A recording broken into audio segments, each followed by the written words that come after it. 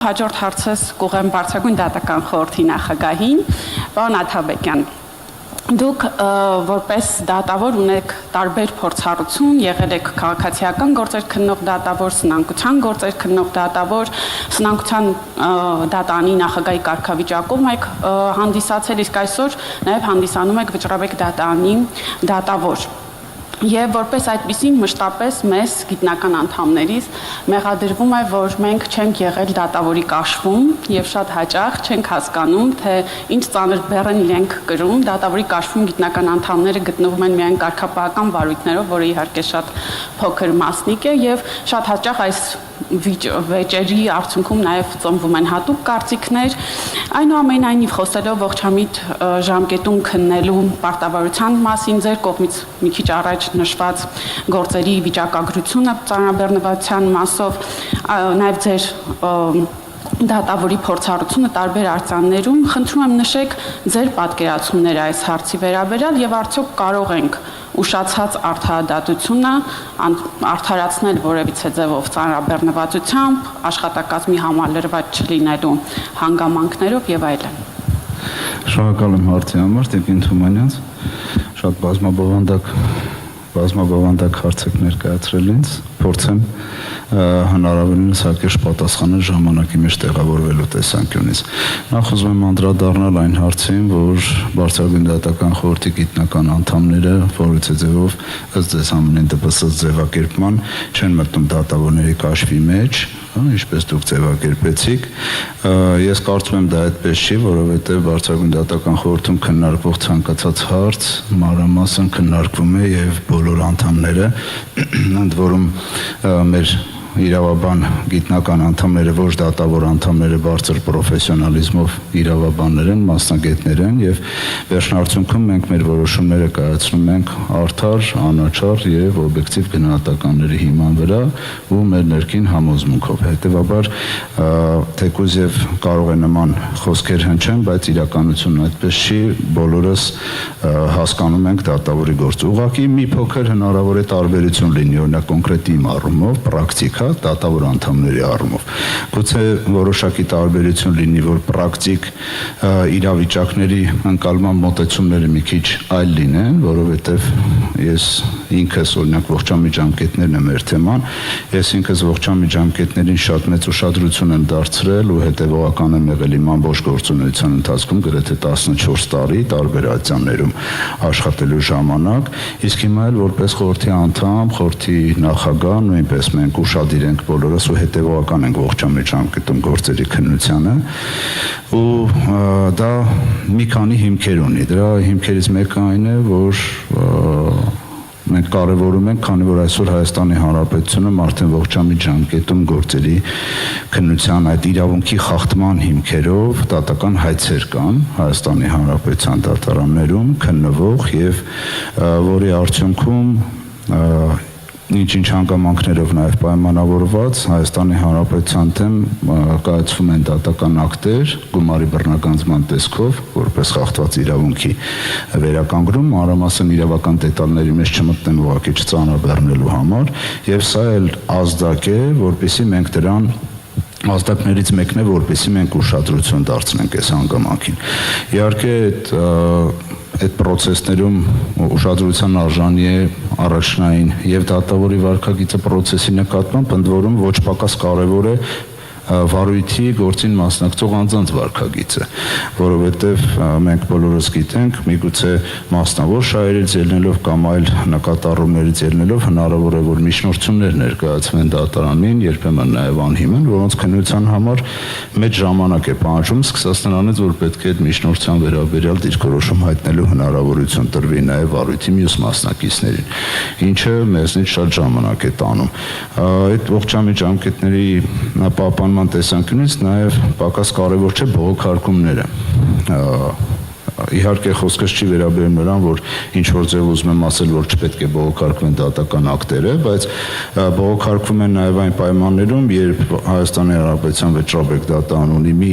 իրավիճակի վերաբերյալ կայուն նախադեպային պրակտիկա, բայց այնուամենայնիվ բողոքարկում է։ Իսկ այդ բողոքարկումը տարբեր տեսակի ռեսուրսներ է պահանջում, դե չհաշված նաև պետական ֆինանսական միջոցներ, պետական տուրք, դատական ծախսեր եւ այլն, այսինքն շատ մանրամասն դետալների մեջ չմտնեմ։ Ես ուզում եմ նաև անդրադառնալ, կարծեք թե ընդհանուր առմամբ ձեր հարցերի պատասխանը տվեցի, եթե կգտնեք, որ պակաս բան կա, պատրաստ եմ նաև շարունակել Տիկին Թումանյանց, նաև պարոն վարչապետը ինչպես որ ընդգծեց սահմանադրի ժողովրդի կամքը եւ այդ վստահությունը դատարանի նկատմամբ, իհարկե ես ուզում եմ ասել, հարգելի պարոն վարչապետ, սրանք այն ինչ որ ներկայացվեց մեր կողմից, այն գործընթացները, որոնք որ իրականացում են, սրանք փոքր էլեմենտներ են, որոնցով որ մենք ուզում ենք հասնենք մեր մեծ նպատակին, որովհետև կոնկրետ հենց այն գործողությունները, որը որ մենք արել ենք, միանշանակ միայն սրանցով հնարավոր չի հասնել այդ արդարությանը, արդարադատությանը եւ այդ մտածողությանը։ Այս կոնտեքստում, քանի որ նոր սահմանադրության մշակման հետ ակտիվ գործընթացի փուլում ենք, միգուցե նոր սահմանադրությամբ ընդհանրապես հռչակվի սահմանադրորեն յուրաքանչյուր անձի, յուրաքանչյուրի արդարադատությանը աջակցելու պարտականության մասին, որովհետև այդ արդարադատությունը, ինչպես դուք եք ասում, դա միայն դատավորինը չի, միայն դատավորներինը չի, դատական ծառայողներինը չի, այդ արդարադատությունը բոլորինս է եւ արդարադատությունը յուրաքանչյուրս պետք է մեր վրա ազգանք, թե ինչքանով է ինչ-որ բան արդար, ինչքանով այդ արդարադատությունը իրականացվեց։ Ընդհանուր առմամբ սա էր խոսքս, եթե գտնեք մի բան պակասել, ինձ հնարավորություն տվեք, փորձեմ նաև լրացնել, ավելացնել։ Իհարկե շատ բան ունեմ ասելու, մտածում եմ, որ ֆորմատի մեջ մենք պետք է տեղավորվենք նաև հարգանքով մեր մյուս գործընկերներին, ովքեր դեռևս պետք է ելույթ ունենան, որովհետև իդեպ ասեմ, ես իմ ելույթով շատ չեմ էլ կարողացել նաև չծանրաբեռնելու համար չեմ կարողացել եւ կատարված աշխատանքների վերաբերյալ խոսել եւ խնդիրների ու խնդիրների ինչի, որովհետեւ մենք մշտապես չենք էլ խուսափել մեր ունեցած խնդիրները բարձրաձայնելու եւ շատ ժամանակ հատուկ մեր խնդիրները բարձրաձայնել ենք, որպեսզի կոմպետենտ մեր գործընկերներից նաև լսենք որոշակի դիրքորոշումներ, կարծիքներ մեր ունեցած խնդիրներին լուծումներ տալու համար։ Շնորհակալ եմ։ Շնորհակալություն, պարոն Աթաբեկյան, իսկապես չենք վախենում բարձրացնել այդ խնդիրները, հակառակ դեպքում դժվար թե այս օրով մենք խոսենք ամենասուր հարցի մասին, ուշացած արդարադատության մասին եւ այսպիսի պատվելի կազմով, որովհետեւ ավելի քան մեզ համար կարեւոր է այդ ամենը եւ այս մտքերի գեներացումը այսպիսի կազմով շատ կարեւոր է եւ կարծում եմ, որ այն արդյունքներ կտա, մենք ամփոփելու ժամանակ կասենք, եթե լրացնելու բան ունեք։ Ես ներողություն եմ խնդրում ֆորմատը մի փոքր խախտելու, բայց շատ կարևոր դուք հարց բարձրացրեցիք, ինչքանով եմ ես ընդունում, հա, այդ ուշացած արդարադատությունը, իրականում ես չեմ ընդունում ուշացած արդարադատությունը, որովհետև նաև այլ խոսքով ընդունված է ասել եվրոպական չափանիշներով եւ այլն, ուշացած արդարադատությունը դա մերժված արդարադատությունն է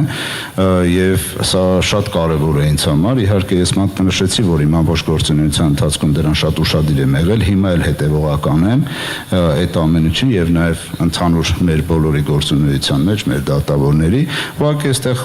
մշտապես կան խնդիրներ, որոնք որ մենք պետք է լուծելով գնանք առաջ։ Մենք այս օրինակ ծանրաբեռնվածության մասին խոսեցինք,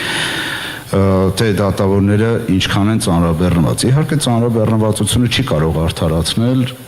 ուշացած արդարադատություն ունենալուն կամ մերժված արդարադատություն, դա միանշանակ, բայց այն որ պետք է միջոցներ ձեռնարկել, որպեսզի այդ արդարադատությունը հնարավորինս ժամկետներում իրականացվի, դա կարծում եմ բոլորիս համար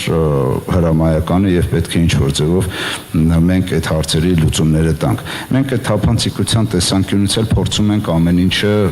այնպես անել, որ նաեւ հանրային վստահության առումով, հա, որովհետեւ օրինակ մենք այս վերջերս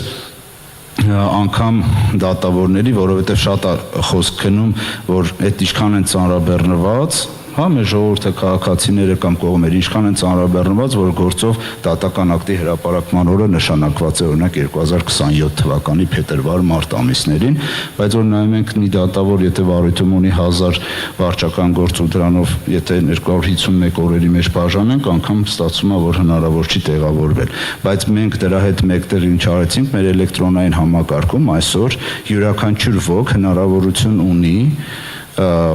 մուտք գործել էլեկտրոնային համակարգ, դատական համակարգ, պաշտոնական էլեկտրոնային կայքը, որտեղից ստանալ յուրաքանչյուր դատավորի տվյալ օրվա ծանրաբեռնվածությունը, սկսած նրանից տվյալ դատավորը երբ է գտնվել արձակուրդում, երբ է անաշխատունակության մեջ եղել, երբ է վերապատրաստման եւ յուրաքանչյուր օր դատավորի ծանրաբեռնվածությունը ըստ դատական նիստերի։ Այսինքն դատական նիստերի նաեւ քանակն է հնարավոր տեսնել, իհարկե այդտեղ միայն միջդատական վարույթի նկատմամբ հսկողություն իրականացնելու շրջանակում միջնորդությունների քննարկումները չկա, որոնք որ արտաժամյա են նաև գիշեր-ցերեկ, դրանք հնարավոր չի